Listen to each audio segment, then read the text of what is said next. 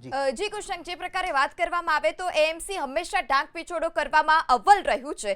આજે અલગ અલગ ફેક્ટરીઓ ગેરકાયદે ઝડપાઈ છે, તેના માલિકની કોઈ ભાળ સામે આવે છે ખરી, અથવા તો ત્યાં કેટલા મજૂરો કામ કરતા હતા, તે ગુજરાતના હતા કે ગુજરાત બહારના હતા, તેને લઈ કોઈ વિગત? જો મજૂરો છે તેને તાત્કાલિક ધોરણે એક જગ્યા પર બ્લાસ્ટ થયો તે બાદ અહીંયા આગળથી હટાવી દેવામાં આવ્યા છે. માલિકોને લઈને આપે છે સવાલ કર્યો. એબીપી અસ્મિતા પાસે અમદાવાદ મહાનગરપાલિકાના જ અધિકારી તરફથી આપવામાં આવેલી માહિતી છે. નામ જોગ આપને બતાવીશું. કેમેરામેનને સૌથી પહેલાં વિનંતી કરીશ કે તે આગળ આવે, કારણ કે મોબાઈલમાં આ તમામ નામો છે અને આ લિસ્ટ આપ જોઈ શકતા હશો.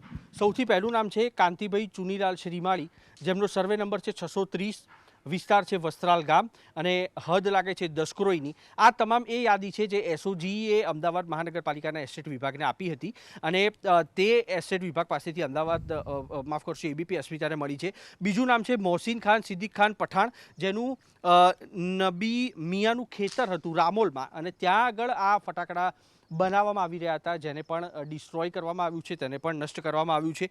ત્રીજું નામ છે મેહુલ ડોડિયા, જે 9 લોકોની હત્યાનો આરોપી ચોક્કસથી કહી શકાય, કારણ કે આ 9 લોકો છે તે આ ફેક્ટરીમાં કામ કરતા હતા અને બ્લાસ્ટ થયો તેમાં તે લોકોના મોત થયા છે. ચોથું નામ છે જીશાનુદ્દીન ઝહીરુદ્દીન સૈયદ, જો કે અમદાવાદ મહાનગરપાલિકા પાસેથી તે માહિતી મળી શકી નથી કે આનું ફાર્મ કઈ જગ્યા પર હતું અને ત્યાં આગળ શું કામગીરી કરવામાં આવી. અને ચોથું નામ છે કમરુદ્દીન બદરુદ્દીન સૈયદ, જે રહે છે જેનું ફાર્મ છે તે જૂના રાગડી માતાના મંદિર પાસે ગ્યાસપુર ગામ વટવામાં આવેલું છે અને તેનો સર્વે નંબર છે 66/3.